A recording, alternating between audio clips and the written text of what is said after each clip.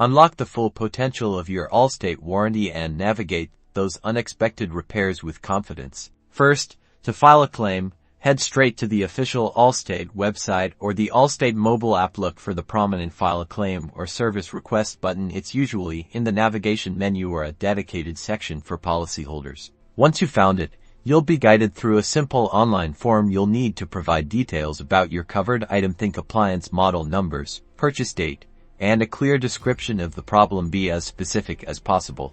Make sure you also have your warranty policy number ready. It's crucial for them to locate your coverage. Reviewing your plan details is key. Understand what's covered and what might be excluded to avoid any surprises down the line. Your Allstate warranty can cover a wide range of items, from major appliances like refrigerators and washing machines to electronics and even home systems. Knowing your specific coverage helps you utilize the plan effectively for its intended purpose.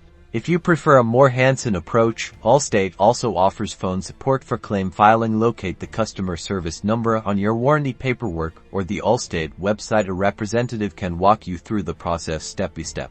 Once your claim is submitted and approved, Allstate will arrange for a qualified technician to service your appliance. They'll typically coordinate directly with you to schedule a convenient appointment time.